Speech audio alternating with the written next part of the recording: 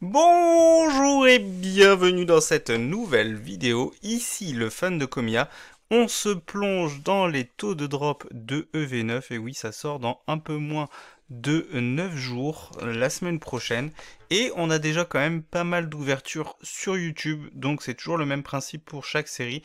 Je regarde des ouvertures en français, en anglais. Pour moi, ça ne change rien. Vous avez le droit de penser l'inverse, mais ça serait quand même très bizarre. Et je note du coup les hits et ensuite après on fait des petits calculs pour essayer de voir ce que ça donne. Et avant de commencer, n'hésitez pas à vous abonner ou à mettre un petit pouce sur cette vidéo, ça aide au référencement. Alors, j'ai regardé pas mal de vidéos. Alors, ça a commencé il y a un petit moment puisque il y a une certaine personne que vous connaissez bien qui a réussi à mettre la main sur des displays et même des cases de displays puisque ces deux items ici, donc ce sont cette personne qui a réussi à avoir une case de display, donc qui a ouvert plusieurs displays. Là, de mémoire, ça fait 4 au total. Normalement c'est bon, c'est ça au niveau des calculs. Et après le gros, ça va être surtout les kits d'AP, puisque vous, comme vous le savez, c'est disponible depuis le 15 mars, depuis la semaine dernière. Et donc il y a eu beaucoup d'ouvertures. Alors il y a des kits d'AP qui sont vendus à côté, mais normalement c'est des kits qu'on récupère pour faire des petits tournois. Mais bon, c'est pas grave, c'était déjà le cas avant, donc ça n'a pas trop changé. Quelques ETB, puisque The Pokémon Company a déjà donné des ETB à certains influenceurs, certaines personnes donc qui ont eu de la chance. D'abord, ça m'a fait un peu rire d'ailleurs, parce que le scellage avait pas l'air ouf sur les ETB. Donc à voir si ça sera le cas pour les ETB qu'on recevra. Et aussi dernière chose, puisque j'ai vu pas mal d'ouvertures, il y a quand même eu quelques prints qui sont un peu dégueux, avec de la bavure au niveau du print des cartes, au niveau des noms des Pokémon, des attaques. Donc ça arrive de temps en temps. Mais là, sur certaines ETB, c'était carrément tous les hits quasiment. Donc c'est un peu inquiétant, mais bon, ça peut arriver qu'au niveau du print, il y ait un peu moins de qualité. Alors, évidemment, comme toujours, on reste précautionneux puisque l'échantillon n'est pas suffisamment important. C'est toujours pareil, il peut y avoir des échantillons qui sont peu chanceux, des échantillons plus chanceux, et plus on fait grossir l'échantillon, plus on tend vers les valeurs, on va dire, de TPCI qu'on ne connaît pas, mais c'est toujours pareil. Et donc du coup, il n'y a qu'une fois qu'on aura fait grossir cet échantillon qu'on pourra en tirer des conclusions. Je rappelle en général TCG Player qui fait un gros échantillon, tourne autour des 8000 boosters, donc là vous voyez bien qu'avec le total que je vais vous montrer, on n'y est pas encore. Alors, il y a tout un détail, ça change pas grand chose. Au fur et à mesure, je simplifierai puisque c'est pas très intéressant d'avoir tout comme ça. Mais c'était intéressant de voir à quel point peut fluctuer le taux de hit. Parce que du coup, j'ai mis le taux de hit ici. Donc c'est le nombre de hits par booster. Donc là, vous voyez que sur les displays, on est un peu en dessous des 3. Ça peut descendre jusqu'à 3. Vous voyez, c'est le minimum que j'ai vu jusqu'à présent sur une display. 12 hits. Mais ça peut monter jusqu'à 14. J'ai pas vu 15 encore, je crois. Non, il n'y a pas encore eu 15. Donc ça pourrait indiquer qu'avec la disparition des Ace, hein, qui était une rareté en plus, et en général il y en avait une par display, c'était même quasiment assuré, ça pourrait indiquer du coup que Pokémon Company, pardon, je vais y arriver, n'a pas remplacé cette rareté, n'a pas donné une carte en plus, puisque en général sur les displays précédentes, donc à partir de EV5, on était plutôt à 15, 16, voire même 17, et si je me trompe pas sur certaines séries, ça montait même peut-être jusqu'à 18. Il faudrait que j'aille revérifier. Après voilà, en termes de qualité de hit, c'est toujours pareil, à vous de juger si ça vous convient ou pas. L'échantillon est donc de 682 boosters, c'est assez respectable pour une première vidéo, donc on fera grossir ce nombre évidemment au fur et à mesure des ouvertures. Je pense que je m'arrêterai peut-être au moment de la sortie, je continuerai peut-être encore un peu, on fera peut-être encore 2 vidéos, puis après on fera la vidéo d'espérance une semaine après la sortie comme d'habitude, en espérant que les prix soient pas trop faussés au début. Donc là pour l'instant il n'y a pas trop de ventes, même si on peut déjà voir des cartes qui pop sur Vinted, Le Bon Coin et eBay. Je suis pas encore trop allé voir les prix, parce que ma référence c'est plutôt Card Market en général, et Card Market n'autorise pas les ventes avant la date officielle de la sortie. Donc à voir, on verra. Donc du coup, quelles sont les conclusions? Alors, on s'aperçoit que visiblement TPCI a décidé de faire légèrement gonfler le taux de drop des X, peut-être parce que les Ace ne sont plus disponibles. Et en tout cas, donc du coup, on est un tout petit peu en dessous de 5, donc potentiellement on serait autour de 5. Ça peut encore évoluer jusqu'à 6, mais ça me paraît difficile. Donc sur les séries précédentes, on était à 6, donc peut-être qu'il y a une évolution à ce niveau-là. Donc ça reste à voir. En tout cas, il y a pas mal de Ace. Alors ça a sauté, je viens de m'en rendre compte, mais il y a 16 X sur cette série. Pas de Terra Crystal, c'est fini les Terra Crystal, donc c'est que des X classiques, donc il n'y a plus de X avec de la texture, c'est un peu dommage, mais bon c'est comme ça.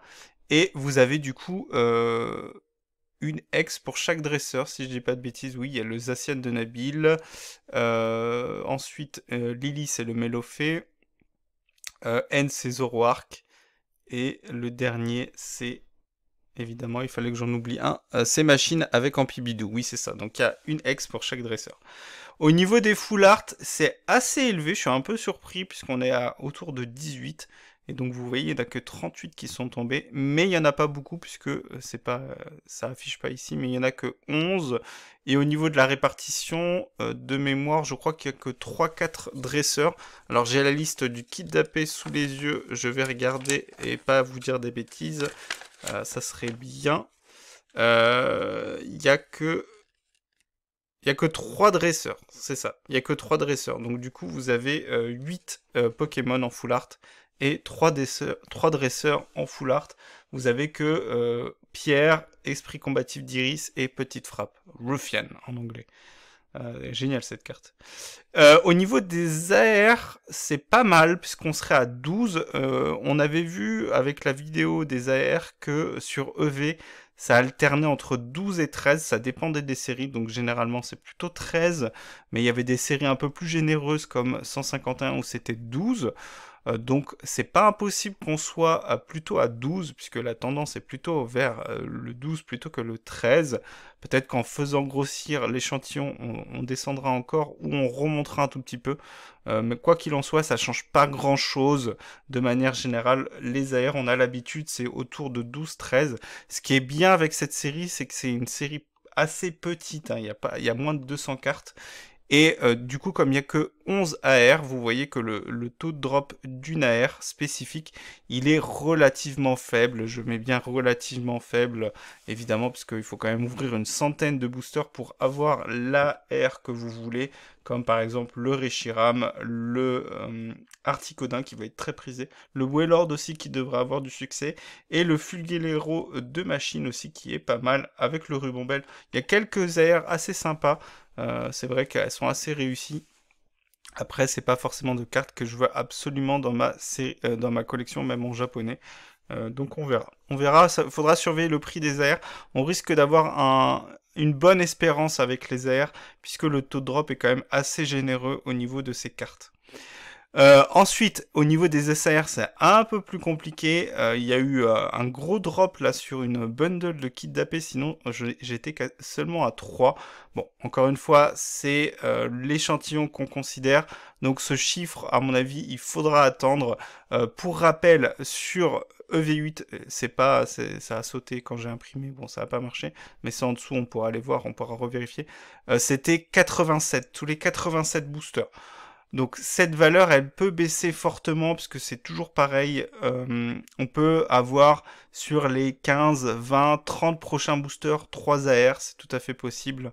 J'en ai vu qui sont 3 SAR, pardon. J'en ai vu qui sont tombés, mais pour l'échantillon, toujours pareil. La règle reste les ouvertures sur YouTube, mais j'ai vu des SAR qui tombent. Donc ne vous inquiétez pas, ce nombre, il est à relativiser. Les SAR sont là, il n'y a pas de bug ou de supposés bugs comme on avait eu avec 8.5. Où est-ce qu'elles sont? Non, les SAR sont là. C'est juste toujours pareil. Vu la taille de l'échantillon, c'est toujours pareil. On peut avoir des petits soucis. Cela dit, si quelqu'un arrive à ouvrir 700 boosters EV9, c'est déjà pas mal, hein. Donc faut le prendre en compte, hein. C'est-à-dire que c'est toujours pareil, c'est à titre indicatif, mais c'est des chiffres vers lesquels vous allez tendre si vous ouvrez autant de boosters. Donc là, si vous ouvrez ça fait une vingtaine de displays, une petite vingtaine de displays. Si vous ouvrez une petite vingtaine de displays, non, c'est un peu moins de 20 displays. Donc une quinzaine de displays, bah il est possible que vous ayez une SAR que toutes les 3 displays. On l'a déjà vu par le passé. Ça peut être aussi une tous les 2 displays, mais les chances font que ça pourrait être toutes les 3 displays. Donc ça me paraît pas complètement délirant. Évidemment, je pense que on va plutôt être autour de 90 comme la EV8. Il n'y a pas de raison que ça ait changé depuis. Voilà. Je pense que le retrait de la Ace va jouer sur l'AR et les X. Je pense que TPCI va répercuter ça au niveau des X et des AR, ça se voit. Les AR, c'est pas probant parce qu'on a déjà eu des séries à 12, mais les X, c'est généralement plutôt 6. Et donc là, vous voyez, il y a des displays, on a 8X. Évidemment, c'est pas avec ça que vous allez récupérer votre argent, c'est toujours la même chose, même s'il y a quelques X qui vont potentiellement, avec la rotation qui aura lieu le 11 avril, peuvent être intéressantes au niveau du TCG, donc au niveau de la méta, qui peuvent avoir une certaine valeur, mais c'est pas non plus foufou parce que c'est des cartes qui vont limiter le deck building aux dresseurs, et donc forcément ça s'insère pas forcément avec les Pokémon qu'on avait déjà dans la méta. Donc à voir. Il y a eu quelques résultats pour certains decks, notamment donc le Zoroark et le Melofé, donc de Lily et de N au Japon, mais c'est difficile d'avoir une dynamique purement sur ces dresseurs, donc ça risque d'être un demi échec. Mais bon, on verra. Donc, quoi qu'il en soit, vous pouvez avoir donc pas mal de X sur une ouverture de display. Vous voyez 8, 7, 8, 7. Là, du coup, il y a 4 displays. Vous voyez, les résultats, ils alternent entre 13 et 14, voire 12. J'ai pas encore vu de display à 15, donc peut-être que ça peut arriver, mais à mon avis, ça serait exceptionnel. 15, ça serait, vous voyez par exemple, là ici, il y a 8X, 2 Full Art, 3 AR, une SR. On peut imaginer avec une Gold, puisque du coup, les Gold, c'est toujours la rareté la plus difficile à faire tomber. On peut imaginer du coup qu'il y aurait 15 hits. Et enfin, du coup, les Gold, un chiffre pareil, un peu gonflé, un peu exagéré, mais à relativiser. Toujours très drôle hein, de voir que une gold spécifique est plus facile à faire tomber qu'une SAR spécifique. Bon, ça s'explique parce que les SAR, il y en a 2 fois plus que les gold. Bon, on a l'habitude, c'est assez fréquent. Encore une fois, moi je considère toujours que quand vous faites tomber une gold, vous n'avez pas de chance. Bien que le taux indique le contraire, mais c'est comme ça. Après, question d'opinion, mais bon, c'est vrai que les faits sont là. Hein. Les golds, c'est vraiment boudé sur ce bloc, donc à voir comment ça évoluera avec le temps. Voilà, donc ce que je fais, c'est que là, je vous laisse encore un tout petit peu le tableau. Je vais condenser tout ça pour la prochaine fois, parce qu'on n'a pas besoin d'avoir le détail. Encore une fois, si vous pensez que certains items sont plus chanceux que d'autres, eh bien observez-la, vous voyez.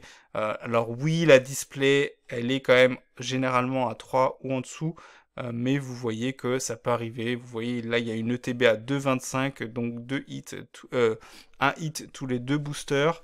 Pareil avec là des kits d'AP tous les 2 boosters.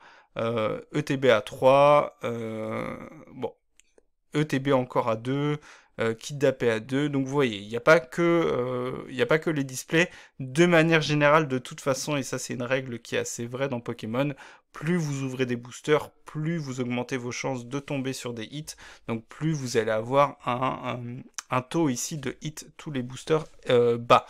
Mais ça va être en qualité de hit que forcément la display est la plus intéressante, puisque pour un prix en général contenu, un prix du booster qui est plus faible, eh bien vous avez quand même plus de chances d'avoir des hits, bien que évidemment c'est toujours pareil.